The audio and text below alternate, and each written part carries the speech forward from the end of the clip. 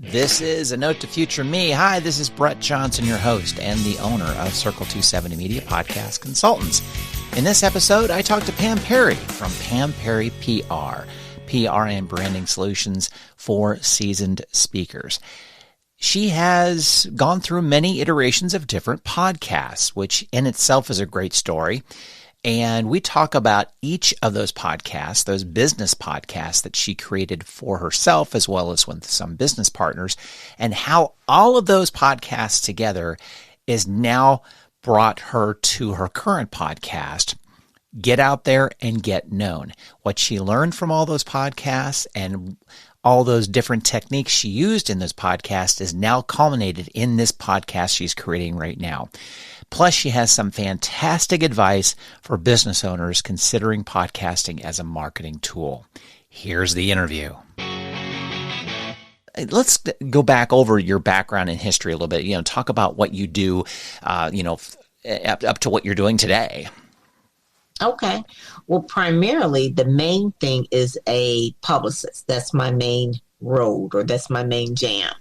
How I got here, working in media for the longest. First job working at the Detroit Free Press, which was print. Then I went into radio, which was really cool, which was an adult contemporary station.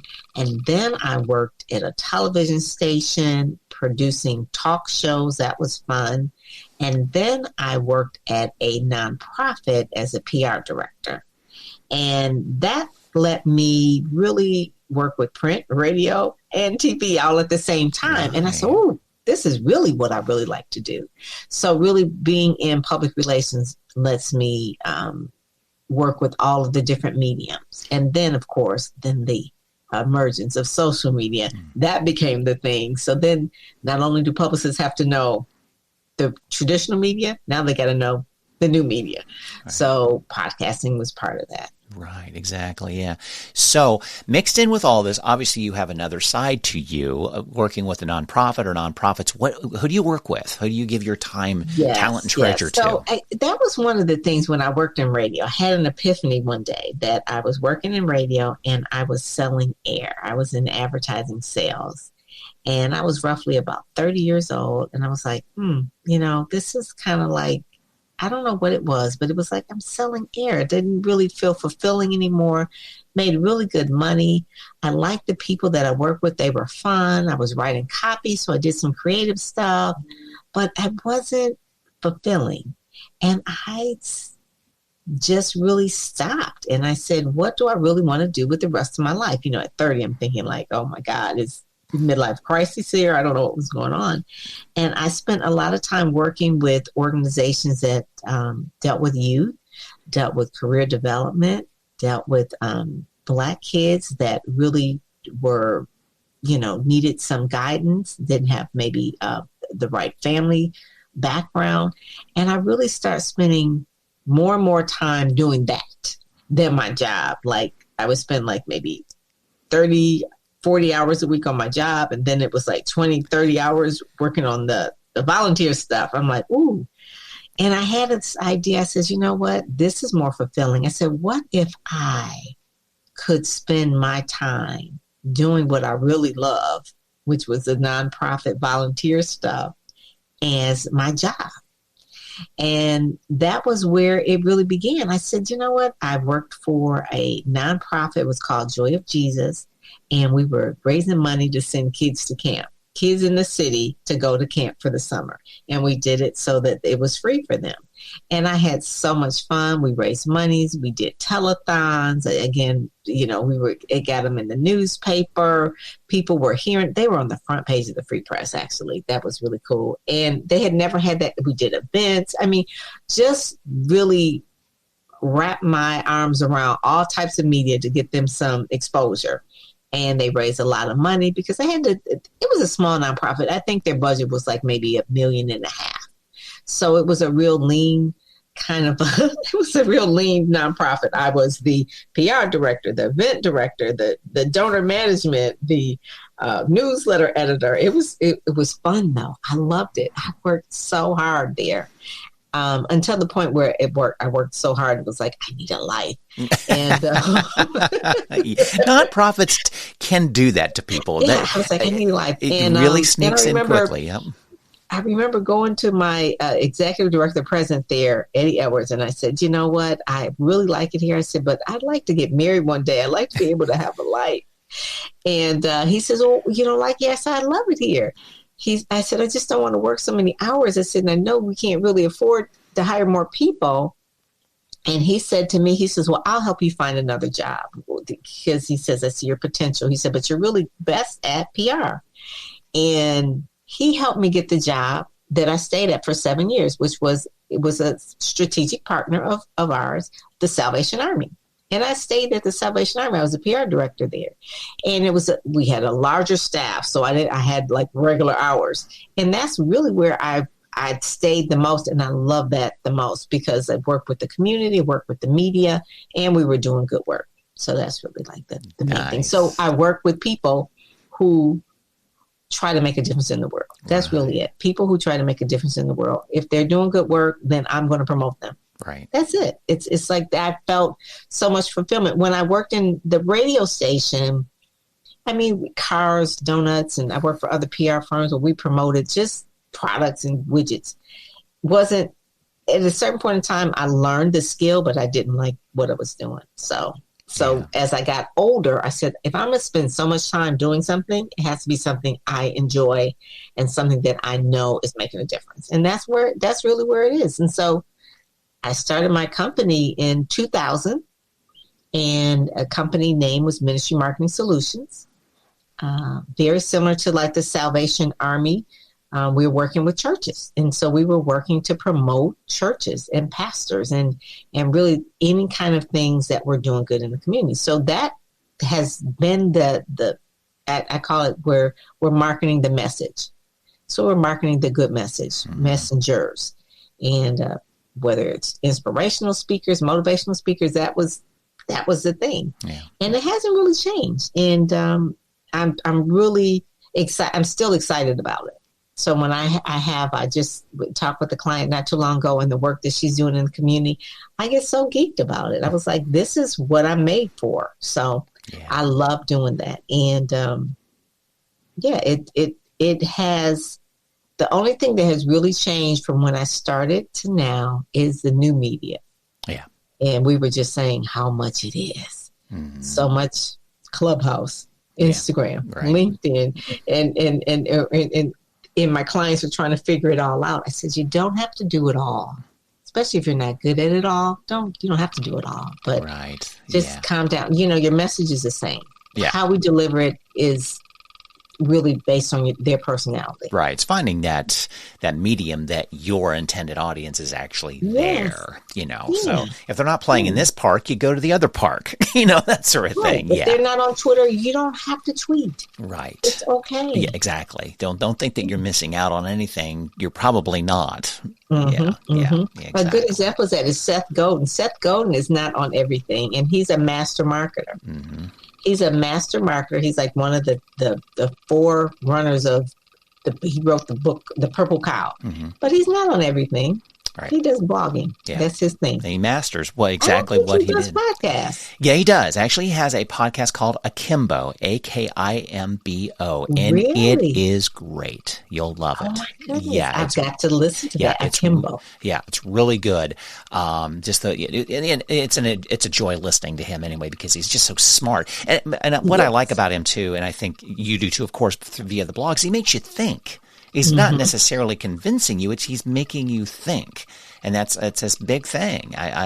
Which is enjoyable, because it's one of those, you need those moments in your life during the day. Just kind of go, okay, let's rethink this whole concept, or a different angle of looking at it and such. So but it's been out maybe 2 or 3 years. You'd enjoy it. Okay. You'd enjoy it. All right, so not that long. But he's been around forever. But he probably thought about it a long time before he jumped into something new. Sure. Versus entrepreneurs today, like, oh my God, I've got to get on Clubhouse. They just open up Android. Let me get on there. I know. No, why don't you wait to see if it's really for you before you do anything new? Right. Like, what's working now? Yeah. What's working now? Exactly. Do more of that. Yeah. Yeah. You bet. Yeah.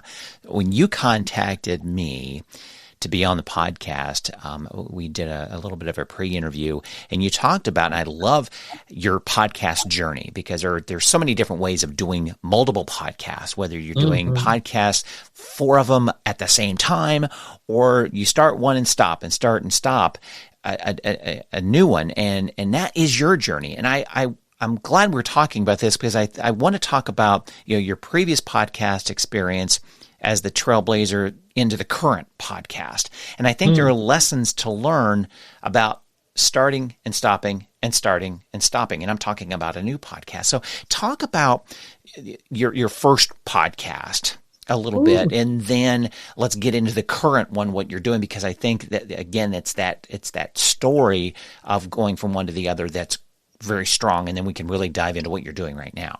Yeah. When I first did, I think the other one was probably 2006 or 7. I'm not sure. But I was scared. I was scared to do a podcast. I really was. No one was really doing podcasts that I knew.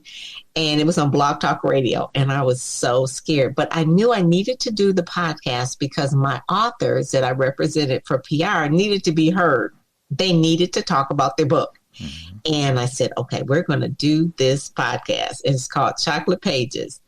And we did it on Blog Talk Radio. We did probably 100 or so shows. I mean, and really I interviewed authors about their books, asked them the same question. So what inspires you to write the book? What's your book about? Tell us your background, blah, blah, blah. And we did that, and they loved talking about the books, and we shared it everywhere. And it was some of my clients, and then also just other authors that I just really admired. And it became the point where I had celebrities on this Blog Talk Radio show. I will never forget it. Kirk Franklin and Reverend Run and Damon Wilson from Sanford and Son. It's like on my Blog Talk Radio. It was just on a phone.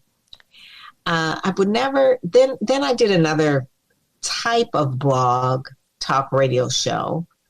Not Chocolate Pages, but at the same time, I was doing Synergy Energy Show. And the Synergy Energy Show was around the book that I co-wrote with another couple. And we did this book called Synergy Energy, and we really wanted to talk about partnerships and internet marketing. Couldn't really fit into Chocolate Pages. It was a totally different audience. So we interviewed anyone who was in the digital marketing space. At that time, it was probably 2009, I guess, maybe or so.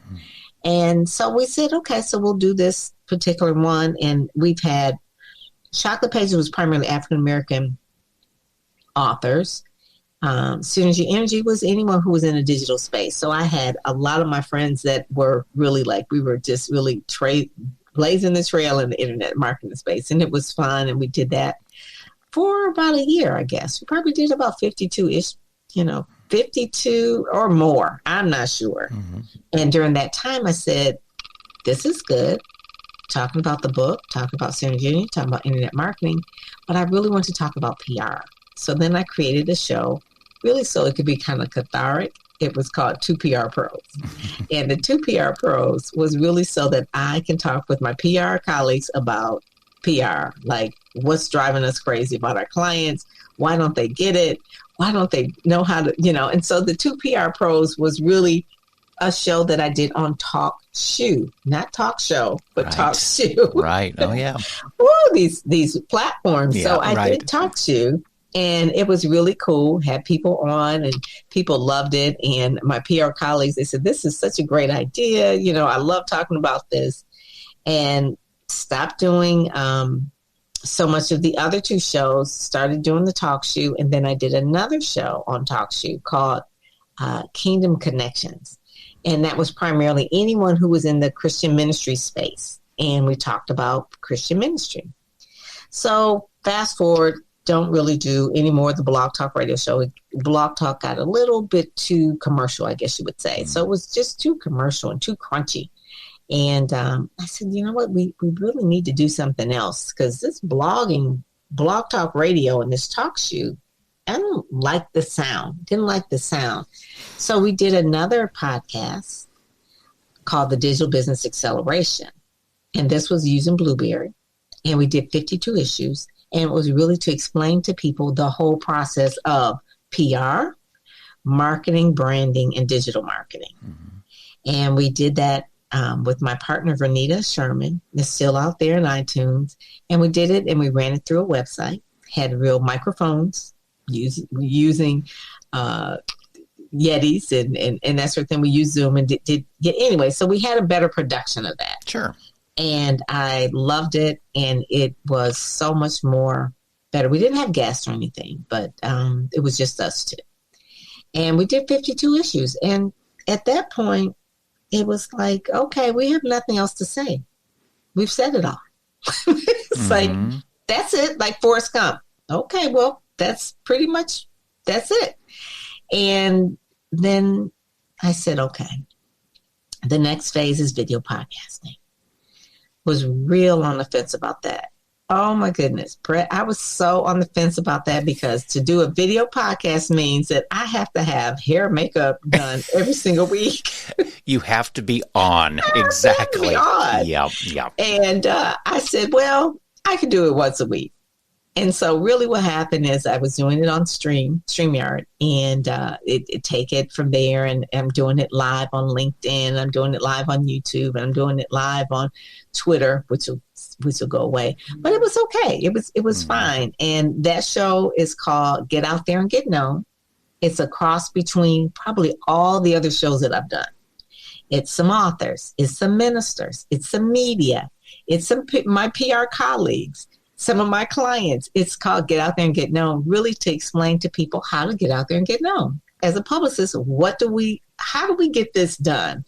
And that's really, it's been like the most fun podcast to do because it is video and it also streams live. So you get live interaction a little bit there. And it's also on my website with show notes because the other ones really didn't have show notes. They were crunchy. The other ones were, I don't know what they were. They were just bios basically at the bottom of the podcast. Sure. If I interviewed someone, we've grown so much. So that's where we are right now. We're doing a real grown up podcast, video podcast with show notes that is running on Pam Perry, even bought a URL, PamPerryPodcast.com. Isn't that something? Oh yeah. So did not it's do something that and it's something you needed to do. Like, yeah. Yep. Oh my God. Before it was like Blog Talk Radio / da. So have fun trying to have somebody find that. Yeah, exactly. Yeah. And they're not there. Some of those shows are not there. Yeah. When you do not own your RSS feed, you don't own it. So Blog Talk Radio took it down and it's not there. So all of those quote unquote celebrities that I talked to, from Yolanda Adams to Kirk Franklin to Damon Wilson, they're gone. I click it and they're gone. I mean, I had some really good guests and I was like, oh my God, I interviewed them, and I Google it and I hit it and it's just not there. I'm like, yeah. So you learn. Yeah. Don't do that. Well, own your own feed. Either you use Libsyn, Blueberry, something like that. Just, Right. Well, and I was just going to go to that point of, you going through all the iterations of the different podcasts that you did. You brought all that knowledge to what you're doing right now. Amazingly enough. So I think it's a lesson in that. Just do it. Get in there and start, because even if you fail, you've learned something. And you start again with something else. Yeah. No, I remember my very first podcast I was doing. I wasn't sure that if I started it right, if I hung up right, did it take, just nervous. And it ended up working. I would never say to someone to start on Blog Talk Radio. I would say start, things are different now, but start at a place where, I've even had people who have done conference calls and then they've converted into a podcast. They uploaded it that way. But to get the information out and to start is so important. Anchor is okay too. My daughter uses that. I wouldn't recommend it because you don't own it. And it just was recently bought by Spotify. But if you have to start there. Just download them and then put them somewhere else. But know what you're doing. Know what you're walking into. Yeah. Well, let me ask you, because you did start and stop. I think some podcasters tend to go on longer than they ought to in regards to their life of their podcast. It kind of, like you said, we knew we had to stop, but some people continue on going, I think you should have stopped a few episodes ago. Mm-hmm. How did you come to the conclusion on those podcasts that we're done? Was it different on each one that you just knew, you had the conversation with your co-host, or it dawned on you, like, we're done. This is it. We got to move on. It became evident on, I'll say the Digital Business Acceleration podcast. After 52 episodes, we went through a blueprint of what is required to really get your digital business up and going. And I guess we went through that, and then we kind of elaborated, and it was like, okay, we can't figure anything else to say. We've said it all. The whole point of this podcast was because we kept referring back to go back to episode number 14, go back to episode number 22. It's like, we've said it all. It's like, so we're doing podcast number 39, telling people to go back to podcast number 12. It's like, so you're kind of like done with this because you've said it all. Mm-hmm. That's when you know the point of the podcast. And we weren't having guests. Now, if you have guests, it's a little bit different because you can always find different guests. But that particular one was like a business podcast that really had to show people the steps of how to really accelerate business online. The one with 2 PR pros, that really ended because the standpoint is, as far as I knew, I had interviewed all my PR friends. Sure. I didn't know anymore. I mean, it was like shop talk. Mm-hmm. So I could go back and interview them again, but I had really run out of the guests that I knew that I wanted. I guess it was like really seasons. It's like seasons, like 13 weeks, 26 weeks, that kind of thing. Okay.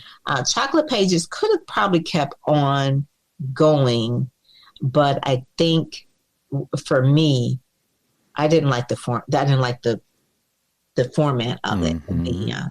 It became too commercial, and it was a lot of shows there. The Synergy Energy was for a book launch. Yeah. Right. Book launch, and that was pretty much it. It didn't have anything more to say there. Yeah. So, it just depends. Now, get out there and how do I know when I'll end that? I don't know. I mean, it's like, it's a combination of everything I've done. So right. I interviewed media people, which is really good. And a lot of media people are writing books and things like that. And then I always will have some clients on there as well. And then I'll also have, solo episodes about different things that are going on. So maybe I'll do a solo episode about Clubhouse, so those are the things. But it is a video podcast. So it's the first one I've done. So I'm not sure how long it would go. But I think anyone, if you're going to do a podcast, do it for a season like you would do a TV show, 13 weeks, 26 weeks, that kind of thing. Yeah. It gives it a little bit more. And you can change it to the following season. If I were to do it, say, well, this season is only going to be media, or this season is only going to be PR people, or this season will only be authors. That could be something that you could do. But for the most part, you do need some consistency. Yeah, I guess I work with new podcasters, and that's kind of a common theme. And I think they don't outright ask this, but I think it's in the back of their mind going, okay, I start something, but how do I stop it? Or how long do I have to go? And they don't realize the seasons, the aspect of like, we can just produce 10 and you're done. And then let's start a whole nother thought. Maybe 10 is just you talking. 10 can be interviews. 10 can be with a co-host. It can do whatever you want to do, but it's the planning of it that makes the big difference. That way, it's all in pencil. If you want to do 13 episodes in that genre, in that category, that's fine too. But the big thing is knowing where you're going with it. Sort of thing, And so the audience knows where you're going. That's true too, to make it very comfortable for them. And that leads me to my next question to you too. You're bringing all this knowledge from all these different types of podcasts that you did, interview, solo, that sort of thing. So how is your current podcast showcasing your expertise now that you've added video and you are doing interviews and some solos? You're mixing it all together. How is it showcasing you? How are you making that work for you? It's interesting because I've interviewed some of the best TV anchors. And I didn't really think about it because I thought of them as my friends. And so one was Sean Robinson, Emmy award-winning news. She was on Entertainment Tonight or something like that. And then Linda Laurel, she was an anchor for like 25 years. And I'm just really interviewing them because I'm comfortable with them because they're my friends and we're talking about media. And so people have said, you're really good at this. And so they're looking at me knowing that I've never done quote unquote television like the TV people. Even Shireen, she was just on, and she teaches media.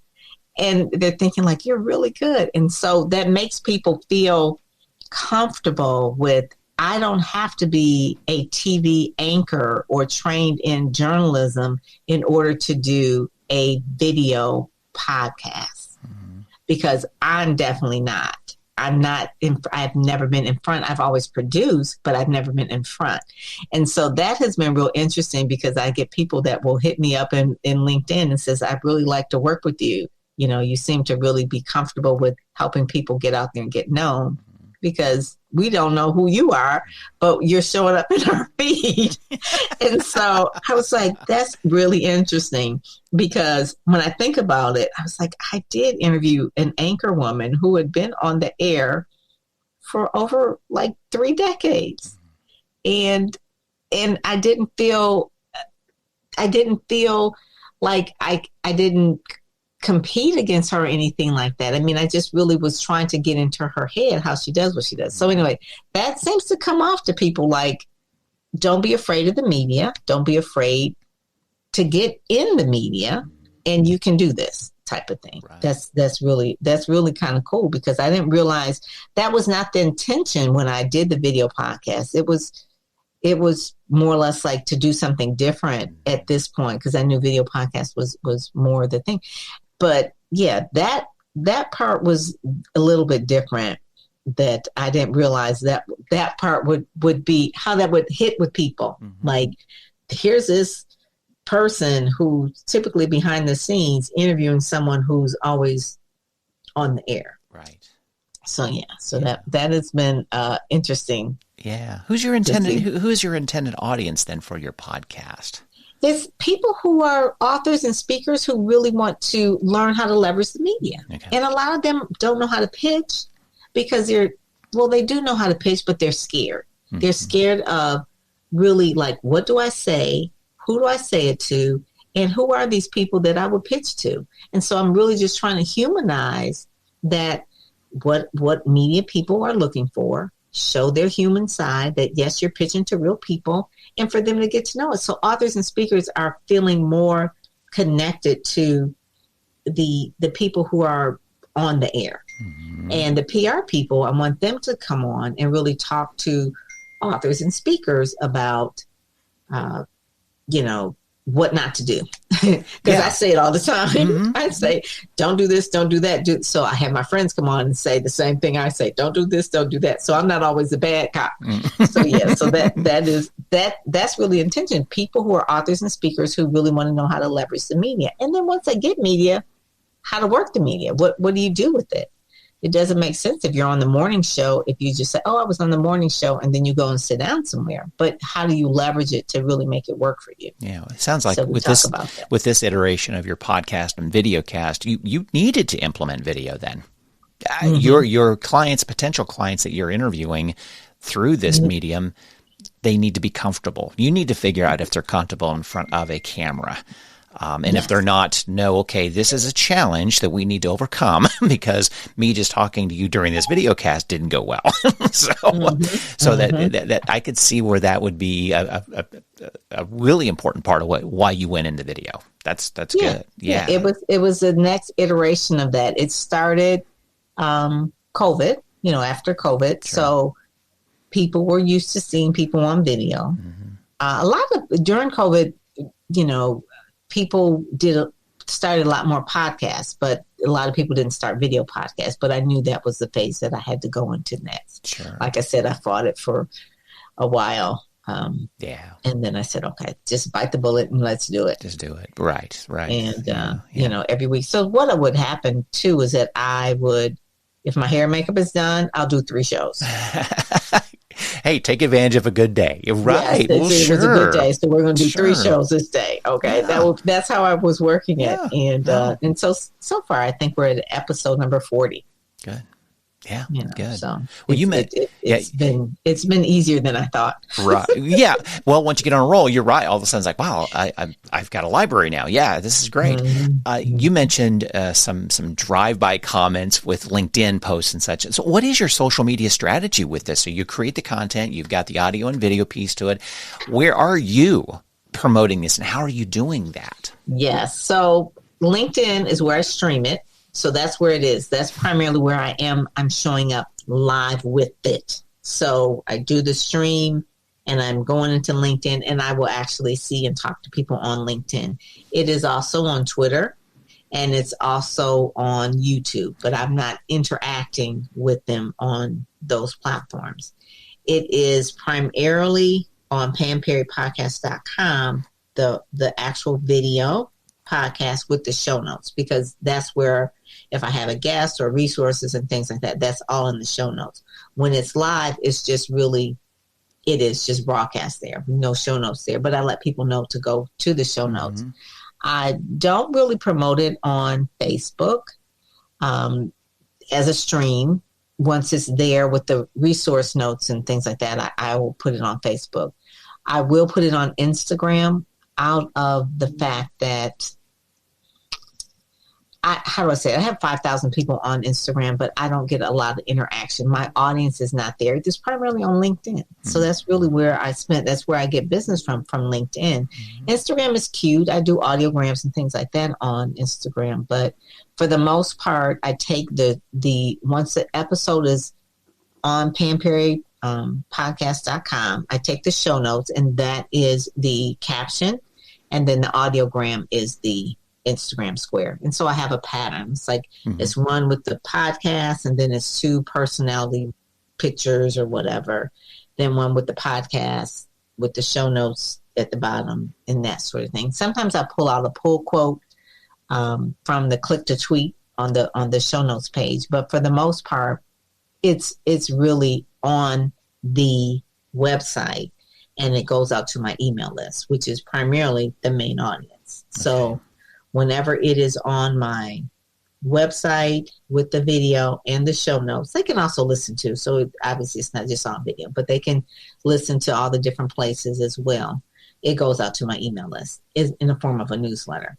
So every week they get an episode. Right. And that's really it. It's my email list and LinkedIn. Okay. The other stuff is there, but it's not the main driver for business. You're not losing sleep. Awareness. You're not losing sleep over it, right? Yeah. So your prep for your guests is much different than recording just a straight audio because you have the video component. Can you walk through a little bit of that, how you get your guests prepared, ready to do video versus just an audio recording?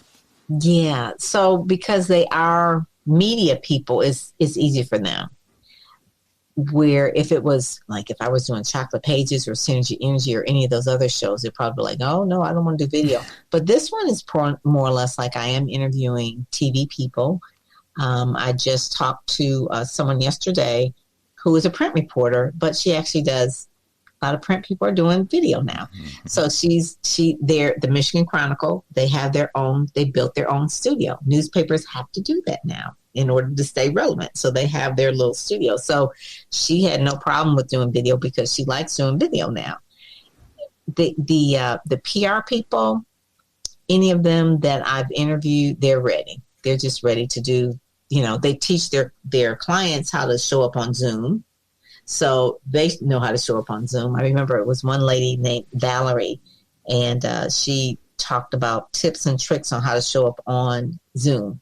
And that was really kind of cool. So I was the person that didn't show up right. Like she was talking about, and it says, oh, not like this. And so I would turn my light down. I said, what about having some dangly earrings on?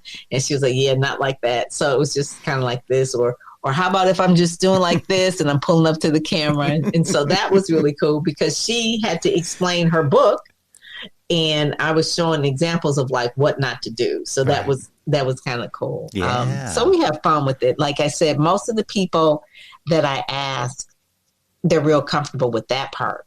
Okay. And no one has really asked me. No one has really said no. Like, I don't want to do it. Right. They're ready for video. I let them know that it is. Now, I did have someone say, this was Sean. I did have someone say, and this was different. Sean is an Emmy Award-winning producer. So before the show started, we were both on the screen at the same time. And I said, okay, we're about to go live. And she says, remove me from the screen. I said, what do you mean? She said, put me behind stage. She says, introduce me and then bring me up. And I hadn't done that before. So from now on, since then, I've done that. I will come on, just me, introduce my guests, and then bring them up. And that was a really cool touch. Instead of having, she says, because the person is sitting there and they're just sitting there and you're just reading their bio.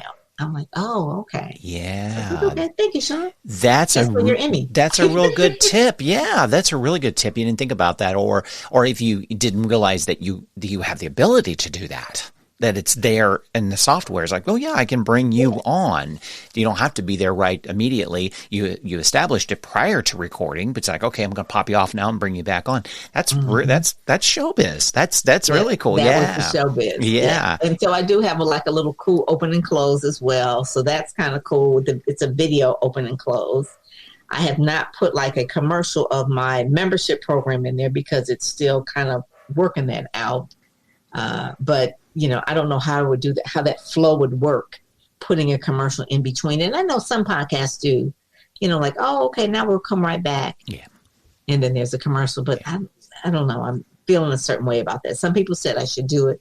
I've never done it. Right. I've never put a commercial in my podcast. Yeah. I think it disrupts the personalness of it. Yeah. Yeah, it's definitely a big decision, quite frankly. You really have to figure if you're comfortable with it, then yes, but then almost get some feedback from your audience as well too. I may be putting some things in. What do you think? At least you kind of figure out from them where you can go. It's tough. It's tough, yeah. Especially. I do have like a streaming at the bottom of the website. That's fine. That's unintrusive. If you're watching it, you'll see it streaming at the bottom. But to have a commercial right in the middle of the podcast just seems intrusive to me right now. But maybe next year I'll do it. Right. I don't know. Right. But right now it just seems like the podcast is so personal. Mm-hmm. It doesn't seem like I should put a commercial in the middle of like, hey, join my membership program. Right. Well, and as you mentioned, you do have the option for the scroll on the video. So another positive component of doing video as whether it's your main vehicle for the interview or a secondary, at least it's there to be able to be used. So it's a good thought too. So you have to have some challenges, I imagine, with producing the podcast. Beyond the being prepared to know that I look good today, I'm doing 3. That is an issue with, or you feel good and you want to do 3 because there's people can read that via videos like she's not feeling good today. I can tell, that sort of thing. What are some other challenges that you've run across with this new podcast? I would say the main thing is, I won't say the topic, so to speak, but because it is very narrow, get out there and get known. How many ways can you talk about how to get out there and get known? So it is good when there are new types of things that are hitting the scene, like Clubhouse and things like that. But it is like, how do you keep it going so that we're always talking about getting out there and getting known? Like, how many ways can we say that? So right now, like I said, we haven't run out of topics. I've interviewed some people that have books on marketing, so that has been interesting. A lot of the media people are basically kind of saying the same thing, but people like to know the media. So I go into their background, how they got started and why they started. So that's interesting for people. But it's going to come to the point where pretty much marketing is marketing. Yes. It's like, how many different ways can you say marketing is marketing? Right. And as we walk out of COVID too, now the advantages of the face-to-face. So I think all of a sudden now we are going to be re-energized to do the networking or the tours, the book tours, or whatever the case might be. And so I have a feeling there's going to be some different things come up from that. Well, we used to do it this way, but now we're doing it this way, whether it's hybrid, like we were talking a pre-recording of, hybrid conferences, of how to do that. I can imagine we're looking at a whole different scenario walking out of this, just the face-to-face stuff that we do. That's true. That's true. A lot of events are going to be online, and just really understanding how to do that. I was on a new platform yesterday. I think it was Air Meet. Think it is Air Meet, and it was very similar to Hopin, I guess, where you would talk and you have a stage, and then you go and you network for like speed networking for 10 minutes, then you come back to the stage. And so that was a whole different kind of a feel to an event that we were on. And you could still chat like you could in Zoom, but you can network face to face with the people who were at the conference. So those are the kind of things that I can see that I'll be talking about in the future on future episodes, because it is get out there and get known. Really, too, part of it is mindset too. I think that a lot of people who listen to the episode are experts. They know their craft. They know what they know, and they're really good at it. But to pitch themselves out, to get out there, is where they get stuck. They want to get known, but it's like, I've got to put myself out there. So a lot of it is mindset. A lot of it is rejection, like a fear of rejection, or tenacity. Like I did call them. They didn't call me back. Well, you got to call them again. I did. I called them 3 times. Well, you got to call them again. It's like, so PR people will know that that's typical, because the media, when I bring the media on, they say, I'm busy. I get 75 calls a day, 300 emails. I may not get back to you. Right. So call me again. They have to hear the media say that often enough for their mindset to say, it's not personal. Right. It's like, okay, yeah, it's not. It's never personal. Yeah. So that's part of it, to really go into the mindset of it. So probably I'll have some people maybe to talk about that portion of it, or my solo shows will talk about that. And also too about relationship building. I talk about that a lot. I said, anybody you hear on my podcast, feel free to reach out to the media that you heard here and let them know you heard them on the podcast. Right. That's a real good way to just make an introduction. Hey, Mr. Media, I heard you on Get Out There, Get Known podcast. And I hear that you're looking for whatever they're looking for. And I'd like to, tell you about me, because you said you were looking for that type of guest. I am that type of guest. I want them to realize that they can do this themselves. And I find that it's almost like swimming. It's like sometimes you could show someone lessons and lessons and lessons, and they get it. But then there's sometimes like, okay, I've given you enough lessons. I'm going to push you off into the pool, and you're going to swim, right, or you're going to sink. So which one you going to do? You know those lessons, so you're going to swim. And, it's only 3 feet, but it's still, I'm going to push you off in the pool. So that's really like where the whole part of this happens, because as a publicist, I did things for my clients, but today people can really be their own publicists, and it's okay.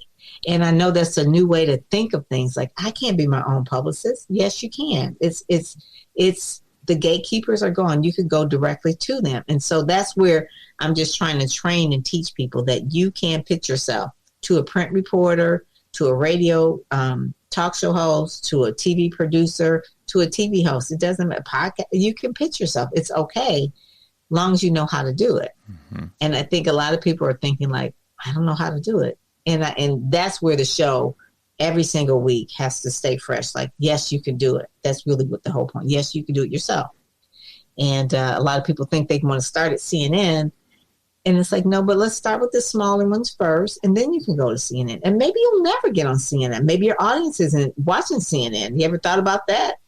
And like, oh, you're right. I'm a podiatrist. I'm a foot doctor. Maybe they're not watching CNN. Maybe my audience is not there. Maybe my audience is, I don't know, in a different place. Right. Maybe they're reading a different magazine. I would be better if I was in this magazine versus CNN, because I always tell people you could overshoot the media. You can overshoot. You can be in a large one and it overshoot, and then your the people who are watching it, the small sliver of that is your audience. Whereas you could go in a different type of medium and be the big fish in that pond, in that small pond, and get a lot of business, which is the whole point of getting known and getting out there. Right. It's getting business. Exactly. So I have to bring people back to that. Like, why are you doing publicity again? Yeah. And check the ego at the door, because your ego is getting in the way a little bit of it. It is ego. I talked about that the other day. Yeah. It's like ego marketing is when it has no relationship to anything that you're doing for business. It's just all ego. Mm-hmm. And the ego won't get you paid. Right. Exactly. Exactly. Yeah. So let's end on some advice for business owners considering podcasting as a marketing tool. This is exactly what you're creating the podcast for, is for you. What's some advice that you would give a business owner? They'd contact you saying, you know what, I love what you're doing. This is a home run for you. I think I need to do this. What advice would you give them? And especially for speakers really want to do a podcast, and they should. But what I would say is making sure that the quality is really good, that you're proud of it, the sound quality, all of that. And making sure that the things around the podcast, the website, that part looks really good. And you could promote it. So I have a client that has a great podcast, but the stuff around it is so junky when they go straight to her site that I just said, you need to fix this up. You need to, people are going here. You don't even have an opt-in box here. I don't even know what it is that you're selling or what you do. And so I would say, when you have the podcast, put it on your site and send out to your list. Your list does not go to your website every single week. They will never probably even go back to your site. So you have to send it out. So I think getting, people say, oh, I get too many emails. But if you just say, hey, episode and what the title was, people will open it. And I just find that people are just podcasting and they never share it. They share it on social, but not to the people who they're trying to nurture into clients. Mm-hmm. And that's where you have to do it. It's almost like it's almost like getting a video in the email, like a straight video, like, sometimes you'll get like a video, like a loom to someone. Mm-hmm. It's like that. It's just, so you're going to your list and you're giving them something that they can listen to from you. So that's a big tool. You can't get more personal than that. And so a lot of times people say, well, I got the podcast and I'm going to do this program and I'm going to share it out here and there. That's fine. But make sure that it goes out to your list. They click it, goes to the podcast page. They read the show notes and they understand what you're selling, right, what the offer is, if you have an offer. Because a lot of times people just podcast and they bring guests on, this and that. And it's like, but if you realize that it's part of their page and this is their offer, then it will grow your business. If not, it's an expensive hobby. And nobody wants that. So I always tell people, make sure that you do that and it will grow your list. And also to tell people, please like, share, and subscribe. Just do that. If you don't tell people, they don't know to like it, share it, and subscribe. Mm-hmm. Yeah. And that's one of the key things. And also, sometimes if people leave a review, sometimes you could, give them a shout out on the podcast. We used to do that with Digital Business Acceleration. We would read their things and people like that. But, just really nurture your tribe, nurture the people that are listening and nurture your list by letting them know that they're getting it first. Sometimes you don't want to put it out on social media and then say, oh, by the way, let me send it out to my list. Send it to your list first and then put it on social media. Mm-hmm. It's because what happens is you're training your list to ignore you and just watch you on social media. Right. And I think I've said this to my clients numerous times, just consider social media a billboard as you're driving along the highway. Yeah. It's 5 or 6 seconds of their attention. Yeah. That's all it is. And if you consider it, that's the value of what social media is. That's a different mindset of like, how much time do you put into social media? What the value, what does catch somebody's eyeball to stop scrolling with their thumb? Okay. Yes, that's good, but that's about all it will do for you. Don't forget about the people that you talk to all the time through your email. Right. And it doesn't sound as sexy though. It's like billboards are that. Billboards are like, oh, I got a billboard. That sounds sexy. That sounds cool. But it's like, who really is seeing it in a nanosecond writing past? Right. Versus that I send out a email to my list of 5,000 people. That you're getting a click through of maybe 20, 30%. You're hitting a home run with that email. It's like, that's golden. Don't but ignore the billboard them. is so sexy because it's a billboard. Right. It's like I got 50 likes on this post. Like, but did they do anything? No, they didn't do anything other than the obligatory like. It's your 50 core people that always do that. That's what I call the ego marketing. The ego marketing. That is the ego marketing. Yeah. I had someone tell me, says, I got a billboard in Times Square. I was like, oh, that's nice. And they paid for it. And I'm thinking like, I probably would have paid for, I don't know, Facebook ads, maybe more so than a billboard in Times Square. Yeah. That's a pure ego buy. Which one would bring you business? Think about it. Yeah, unless it didn't matter because they didn't get the dopamine from a Facebook ad. Yeah, they get the dopamine from pointing to the billboard. They flew all the way to New York to stand in front of the billboard as it does a digital part. You know, it goes on for a second, and they had to wait till their part came up, and then they pointed. That was it. And then that became the social media post that they just really got more dopamine from that. It's like, oh my goodness. So I was like, okay, that's not what I would have done with my money if I wanted to do business. But then again, everybody has a different reason for doing things. I did a whole thing about ego marketing. It was the hardest thing to really talk about because in the room were nothing but like big banners of people all around the room. And these banners of just big 6 feet tall pictures of all these people. And I just said, okay. So you're going to stand in front of your own picture, taking a picture and putting that on social media. How much business will that bring you? Yeah. You almost have to just let them go through the exercise and realize didn't happen, did it? Yeah. And this is just me as a publicist because I've been doing this so long. It's like, the emperor has no clothes, okay? Don't let people sell you that. That has no meaning. That has no meaning. It's not going to help you move the needle of getting business. Right. And so, you know, it goes back to like high school, like who's popular, who's not. It's like, but really, it's high school. You're in business, so let's kind of like not really. The social media has made everybody just really feel that certain way, and you've got to know that. It has to work and convert in terms of people either inquiring about your business or even knowing about your business. Having a big picture of yourself and posting one every single day will not pull people in as a customer, unless you're a model, I guess. But I said most people are just really just saying, I don't care if nobody else sees it. I just want to see pictures of myself. I said, okay. Yeah. And you hit then your goal. I can't argue with that. Right. You hit your goal. That's what you got. Yeah, exactly. Well, this has been a treat. Thank you for contacting me. This has been a fantastic interview.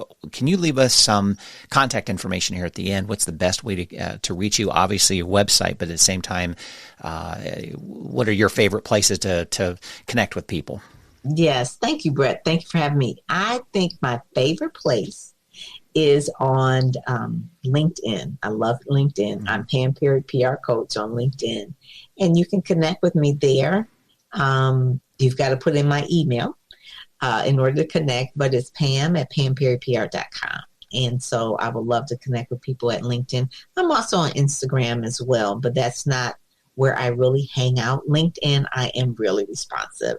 Twitter too. I do like Twitter. I'm Pam Perry on Twitter. So that's kind of like a cool place. That's where I always tell my clients to go there because the media hangs out on Twitter. So Twitter I'm pretty active there as well. Cool. Cool. Good. Well, again, thank you so much and giving me much more time than I was really asking for. And I'm glad we could go this long. But this has been This was super interesting. This was really good because we could talk about this all day, especially the podcasting part. Yeah. It has really changed. Yeah. And who knows, maybe in a couple of years it'll change even more. I don't know what, but yeah. Yeah. Well, there's always these little nuances of podcasting that continue to be tweaked. And now the paid piece of it, that Apple has implemented that you can now do the subscribe piece, which really has been here a long time on other platforms. It's just now better known because it's on a bigger platform, but it's so, it's so disheartening to hear so many people go negative against podcasts, or they're jumping into this so fast and thinking this is going to be the next best thing since sliced bread, but they're not reading the devil in the details in regards to how much it's really going to cost you. Is it really something, well, like we talked about, is it something that your audience, you think you have content that's somebody's going to pay $5 a month for? Yeah. That's the question you have to answer first, and then start reading, okay, it's going to cost me to do this, to do this, to do this. It's not just $5, you're going to get $5, you're going to get $5 minus with everything else. Is this the best alternative if you're going to start selling your content? But I think what they're doing is good in regards to showcasing the bigger picture of that, content creators should be paid for their stuff. If that's what they want to do. If that's their goal, yes, because a lot of platforms have been riding on the backs of content creators for a very long time and making money off of free podcast content. So I think that ship is turning a little bit slowly, but we're getting there. That it's now it's training the listeners, kind of going, yeah, there's some good stuff out there, and some of it's worth $5 a month. It is, whether it's just straight out the content plus more, whatever. So, yeah, you're right. In 2 or 3 years, the conversation could be much different in regards to more people on the paid side versus free. And it hopefully elevates content and makes it much better than what we got. And it will make the content straight content versus maybe content that is sales pitches. Right. Oh, for sure. No one's going to pay for that. No one will pay for that. They'll be really upset. So exactly that will make the content really richer if people are paying for it versus, people can use podcasts as a marketing tool. And so people will know, okay, I'm listening to it for free. I'm going to probably have to hear a pitch. Yeah. That's fine. That's fair. That's a fair exchange. People understand that. It's like, they're not just podcasting. I mean, there are some podcasts out there that are doing it just for content reasons or whatever. Maybe they're an actor or a speaker or something, and they just want to give out content. But eventually they do want to get paid for something. Right. And speakers who do podcasts, they want to get hired. They're giving out good content, but they want to be hired as a speaker. Exactly. So. Yeah, good. Well, good. Well, thanks again. I really appreciate your time. This has been fantastic. And good luck continuing on with your current podcast. I'm sure there will be other ones down the road, too. I'll swing back together and talk about your next one as well. Yes. Me and my daughter were doing one. So we'll see how that goes with this millennial here. That's good. If she decides she wants to keep going with it. Yeah, sounds good. Work with us to create your podcast. Don't hesitate to get in touch to discuss your plans and your project. We'd love to hear from you. Go to mypodcastguy.com and schedule a time with us. Want to learn more? Be sure to sign up for my free daily Open the Mic newsletter. Each day is a different topic, from articles around the web on podcast monetization, podcast marketing, podcast audio production, the week's podcast news, and our suggestions for your next 7 days of podcast listening. The link is in the podcast show notes.